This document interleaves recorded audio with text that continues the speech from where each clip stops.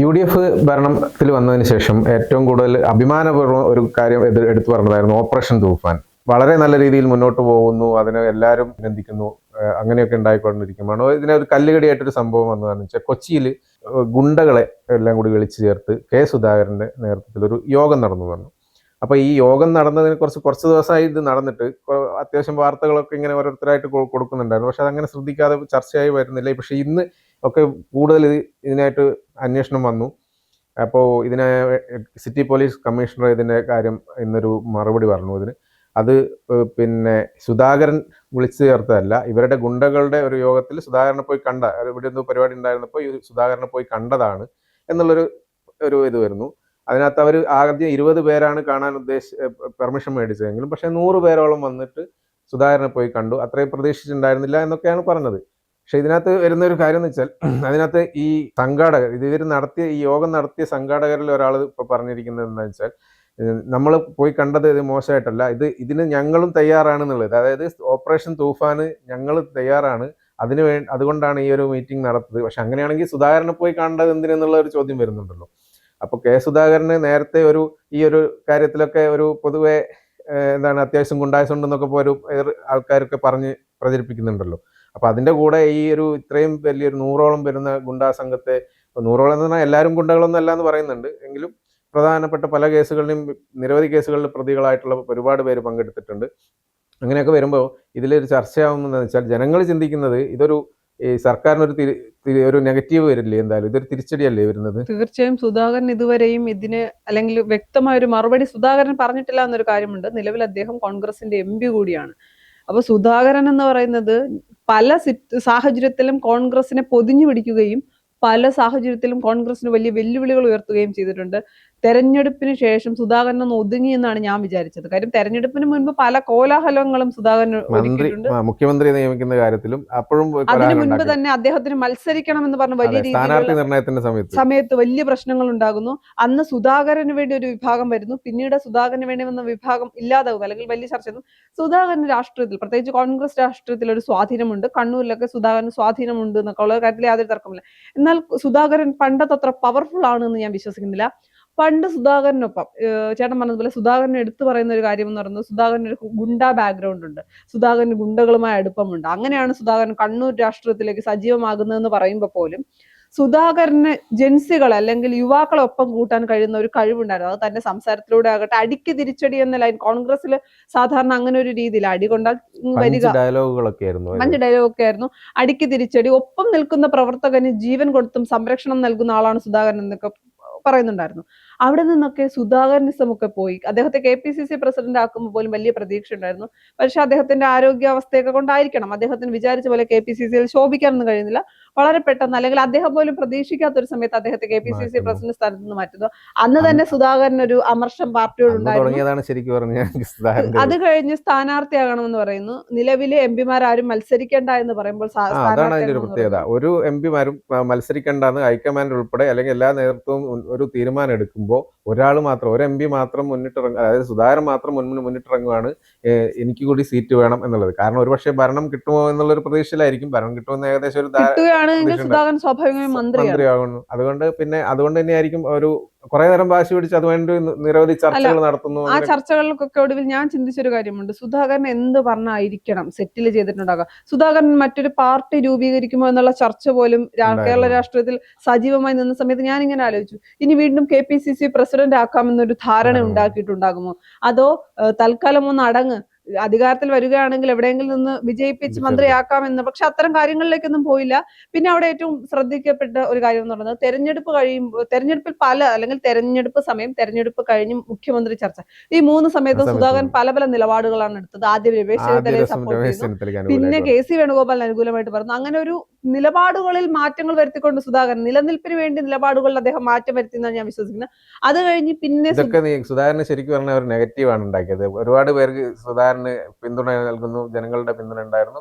അത്യാവശ്യം കോൺഗ്രസ് തന്നെ നല്ലൊരു ജനങ്ങൾക്കൊക്കെ പൊതുവായിട്ട് ഒരു ഇഷ്ടമുള്ള ഒരാളായിരുന്നു സുധാകരൻ. എന്തെങ്കിലും ഒരു പ്രതികരണം പറയാന്ന് പറഞ്ഞാൽ കേട്ട് എന്തായിരിക്കും പറയാന്നുള്ള നോക്കിയിരിക്കുന്ന ആൾക്കാരൊക്കെ ഉണ്ടായിരുന്നു. അതിൽ നിന്ന് ഒരുപാട് മാറിയിട്ടുണ്ട്. ഇപ്പൊ കോൺഗ്രസ്സുകാരടക്കം എന്തായിരിക്കും പറയുന്നത് നെഞ്ചെടുപ്പോട് കൂടി കേൾക്കേണ്ട ഒരു സാഹചര്യത്തിലേക്ക് അത് സുധാകരൻ കൊണ്ട് എത്തിച്ചതാണ്. അവിടെ നിന്ന് അധികാരത്തിലേക്ക് എത്തുമ്പോൾ സുധാകരന്റെ വലിയ പ്രതികരണങ്ങളൊന്നും നമ്മൾ കണ്ടില്ല. അല്ലെങ്കിൽ ഒരു വിവാദത്തിലേക്കും കൊണ്ടുപോകാതെ സുധാകരൻ ഒന്ന് ഒതുങ്ങി പോകുന്ന സാഹചര്യം ഉണ്ടായിരുന്നു. അതിന് തൊട്ട് പിന്നാലെയാണ് അതും കണ്ണൂരിലല്ല കൊച്ചിയിൽ വിളിച്ചു ചേർത്ത ഗുണ്ടായോഗത്തിൽ സുധാകരൻ പോയത് ഓപ്പറേഷൻ തൂഫാനുമായി ബന്ധപ്പെട്ടാണെന്നൊക്കെ പല പല കാര്യങ്ങൾ നമ്മൾ കേൾക്കുന്നുണ്ട്. സുധാകരൻ ഒന്നിനും വ്യക്തമായ ഒരു മറുപടി പറഞ്ഞിട്ടില്ല. ഓപ്പറേഷൻ തൂഫാനുമായി ഈ ഗുണ്ടകളുമായിട്ടാണ് യോഗം ചേർന്നത്. ഇതിൽ ഈ യോഗത്തിൽ ഉണ്ടായിരുന്ന ഒരാൾ തന്നെ മദ്യവെച്ച് ബഹളം വെക്കുന്ന കാര്യങ്ങളൊക്കെ വരികയും അത് രാഷ്ട്രീയത്തിൽ വലിയ രീതിയിൽ ചർച്ചയാവുകയും ചെയ്തു. സ്വാഭാവികമായും ഇത്തരം ഒരു പദ്ധതിയുമായി സർക്കാർ പോകുമ്പോൾ സർക്കാരിന്റെ ഒരു MP അത്തരം ഒരു യോഗത്തിൽ പോവുകയും അത് ഓപ്പറേഷൻ തൂഫാന് കൈ കൊടുക്കാൻ വേണ്ടി ഗുണ്ടകൾ തയ്യാറായതാണ് എങ്കിൽ എന്റെ ചോദ്യം, എന്തുകൊണ്ട് ആഭ്യന്തര വകുപ്പ് മന്ത്രി അല്ലെങ്കിൽ ഓപ്പറേഷൻ തൂഫാൻ എന്ന് പറയുന്നത് രമേശ് ചെന്നിത്തലയുടെ പദ്ധതിയാണ്, എന്തുകൊണ്ട് അവിടെ രമേശ് ചെന്നിത്തല എത്തിയില്ല എന്നൊരു ചോദ്യമുണ്ട്. എറണാകുളത്ത് കൊച്ചിയിൽ നടന്ന പരിപാടിയാണ്, DCC അറിഞ്ഞിട്ടില്ല എന്ന് DCC പറയുന്നുണ്ട്. അപ്പൊ എങ്ങനെയാണ് ആ പദ്ധതി ഔദ്യോഗികമായി നമുക്ക് അംഗീകരിക്കാൻ കഴിയുക? സുധാകരൻ എന്തിനു കണ്ടു എന്നൊരു ചോദ്യമുണ്ട്. കൊച്ചിയിൽ വെച്ച് നടക്കുന്ന പരിപാടിയിൽ ഹൈബീഡൻ MP ആണ്, എറണാകുളത്തിന്റെ MP ഹൈബീഡൻ പങ്കെടുത്തിട്ടില്ല അല്ലെങ്കിൽ അറിഞ്ഞിട്ടില്ല. ആ വിഷയത്തിൽ ആഭ്യന്തര വകുപ്പ് മന്ത്രി രമേശ് ചെന്നിത്തല സുധാകരന്റെ പേര് മാത്രമാണ് പറയുന്നത്. അങ്ങനെയാണെങ്കിൽ കൊച്ചിയിൽ വെച്ച് നടക്കുന്ന ഒരു DCC അറിയാത്ത പരിപാടി എറണാകുളം MPയോ MLA മാരോ ഒന്നും പങ്കെടുക്കുന്നില്ല. കണ്ണൂർ MP വന്ന് എന്തിനു പങ്കെടുത്തു? കണ്ണൂർ MP ആയ സുധാകരൻ അതിന് വ്യക്തമായ മറുപടിയില്ല. പക്ഷേ രമേശ് ചെന്നിത്തല തന്നെ കഴിഞ്ഞ ദിവസം തള്ളുകയുണ്ടായി.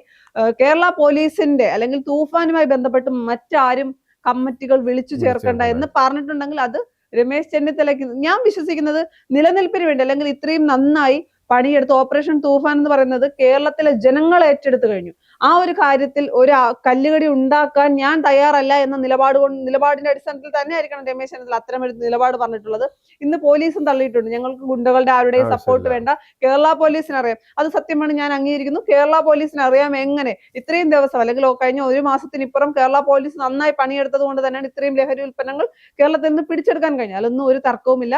മറുവശത്ത് സുധാകരൻ വാതുറന്നാൽ അല്ലെങ്കിൽ സുധാകരൻ പറഞ്ഞാൽ മാത്രമേ അറിയാൻ കഴിയൂ എന്തിനായിരുന്നു യോഗമെന്നും മറ്റുള്ളവർ പറയുന്ന ഊഹാപോഹങ്ങളിൽ നിലനിൽക്കാൻ കഴിയുന്ന ഒരു സാഹചര്യം പ്രതികരണം നടത്തിയിട്ടില്ലല്ലോ. ഇതാണ് ഇപ്പൊ ഈ രമേശ് ചെന്നിത്തല തന്നെ അറിയാത്ത ഒരു സംഭവമാണെന്ന്, ഞാനിത് അറിഞ്ഞിട്ടില്ല ഇങ്ങനെ ഒരു സംഭവം നടന്നത് എന്ന് പറയുന്നതിൽ ഒരു അപാകത ഉണ്ടല്ലോ. കാരണം എന്താ വെച്ചാൽ ആഭ്യന്തരമന്ത്രി ആയിരുന്നിട്ടും ഇങ്ങനെ ഒരു സംഭവം നടന്നത് അല്ല. ഇതിന്റെ അകത്തുള്ള പ്രശ്നം എന്ന് പറയുന്നത് കൊച്ചിയിൽ വെച്ച് കൂടിയ യോഗം DCC അറിഞ്ഞിട്ടില്ല, DCC പ്രസിഡന്റ് അറിഞ്ഞിട്ടില്ല, എറണാകുളത്തിന്റെ ഒരു MLA-മാരും അതിനുവേണ്ടി അല്ലെങ്കിൽ ഞങ്ങൾ അറിഞ്ഞെന്നോ അറിഞ്ഞില്ലെന്നോ പ്രതികരിക്കുന്നില്ല. എറണാകുളം MP ആയ ഹൈബീഡൻ പ്രതികരിച്ചിട്ടില്ല. ആഭ്യന്തര വകുപ്പ് മന്ത്രിയും ഓപ്പറേഷൻ തൂഫാന്റെ മുൻകൈ എടുത്ത ആളുമായിട്ടുള്ള രമേശ് ചെന്നിത്തല ഇത് അറിഞ്ഞിട്ടില്ല. പിന്നെ എന്തിനാണ് സുധാകരൻ ഇത്തരം ഒരു മീറ്റിംഗ് വിളിച്ചത് എന്നൊരു ചോദ്യമുണ്ട്. സുധാകരൻ ഇതിലെ പങ്കെന്താണ്? പാർട്ടിയെ മനഃപൂർവ്വം ഒരു പ്രതിസന്ധിയിൽ എത്തിക്കാൻ വേണ്ടി സുധാകരൻ കാണിച്ചതാണോ എന്ന് ചിന്തിച്ചാൽ പോലും നമുക്ക് തർക്കിക്കാൻ അല്ലെങ്കിൽ അത് തെറ്റു പറയാൻ കഴിയുന്ന ഒരു സാഹചര്യമല്ല. കാര്യം സുധാകരനാണ് പാർട്ടിയെ പല രീതിയിൽ പല സമയത്ത് പ്രതിരോധത്തിൽ കൊണ്ടെത്തിച്ച വ്യക്തിയാണ്. അതുകൊണ്ട് അത്തരം കാര്യങ്ങൾ നമുക്കൊരു സംശയം നിലനിൽക്കുന്നുണ്ട്. ഈ യോഗം നടത്തി അവർ തന്നെ പറയുന്നത് പറഞ്ഞല്ലോ നേരത്തെ, ഇപ്പൊ ഞങ്ങളിത് യോഗം നടത്തിയതല്ല, ഈ സുധാകരനെ ജസ്റ്റ് പോയി കണ്ടു എന്ന് പറയുന്നത് അതൊക്കെ നമുക്ക് വിശ്വസിക്കാൻ പറ്റുമോ? അല്ല, സുധാകരനെ ജസ്റ്റ് പോയി കണ്ടതാണെങ്കിൽ ഞാൻ ചോദിക്കുന്നത് ആഭ്യന്തര വകുപ്പ് മന്ത്രിയല്ലേ പോയി കാണേണ്ടത്? ഇപ്പൊ ഓപ്പറേഷൻ തൂഫാന് ഉദാഹരണത്തിന് കേരളത്തിലെ ഏതെങ്കിലും ഒരു കോളേജ് പറയുന്നു ഞങ്ങൾ ഓപ്പറേഷൻ തൂഫാന്റെ വോളണ്ടിയർ ആകാൻ തയ്യാറാണ്, ഞങ്ങൾക്ക് അതിന് താല്പര്യമുണ്ടെങ്കിൽ അവർ പോയി കാണേണ്ടത് രമേശ് ചെന്നിത്തലയെ അല്ല.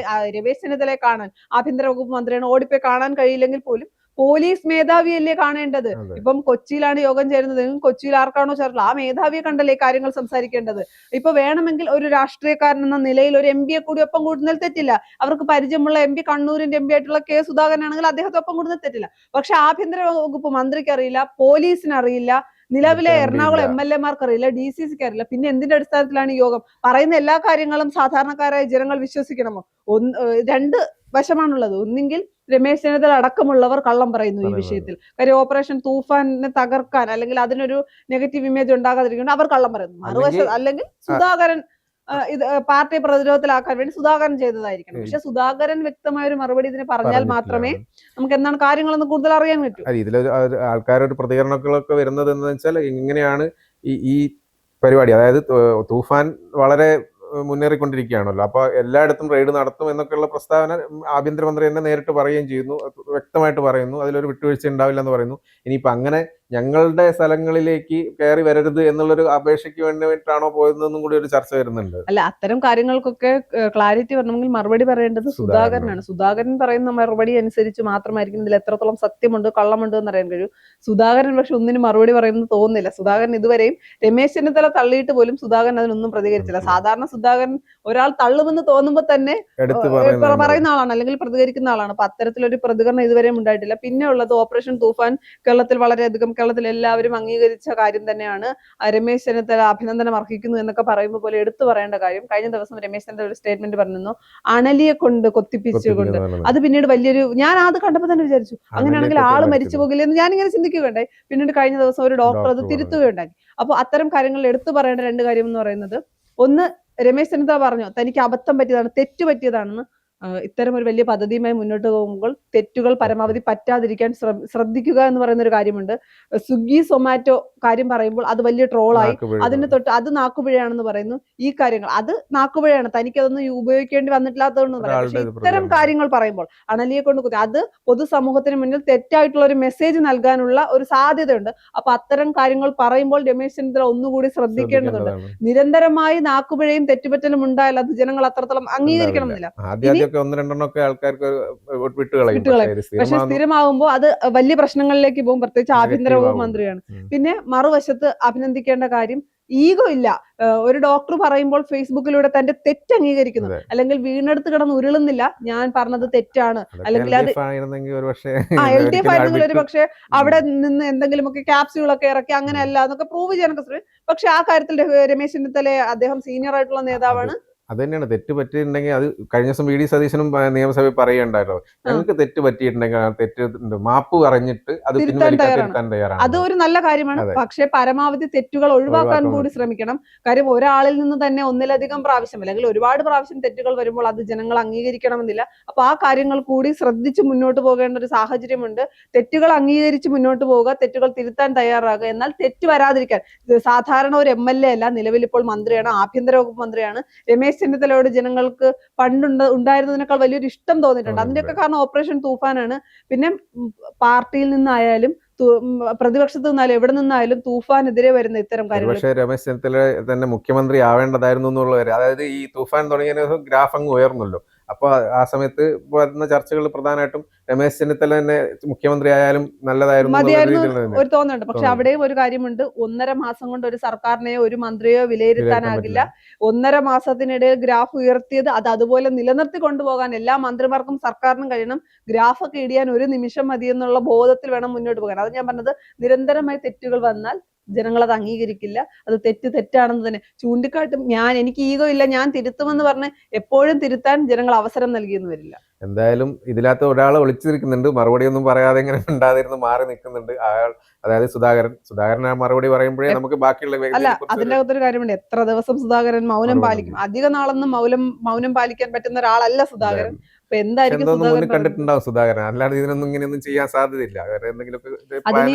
പാർട്ടിക്ക് അനുകൂലമായിട്ട് വരുമോ പ്രതികൂലമായിട്ട് വരുമോ എന്നുള്ള ചോദ്യം മാത്രമേ നിലനിൽക്കുന്നുള്ളൂ. എന്തായാലും ഈ സുധാകരൻ ഈ ഒരു അന്നത്തെ പറഞ്ഞ സംഭവമല്ലേ, ഈ ഫീൽഡ് ഔട്ട് ആയ പോലെ ഒരു ആയിരുന്നു. കാരണം അതിന്ന് മാറിയിട്ട് ഇപ്പൊ സുധാകരൻ വീണ്ടും ലൈവ് ആയിട്ടുണ്ട് കുറച്ച് ദിവസം. ഇനി അതിങ്ങനെ കുറച്ച് ദിവസം നിൽക്കാൻ വേണ്ടിയിട്ടായിരിക്കും ഈ ഒരു മൗനം എന്ന് തോന്നുന്നു.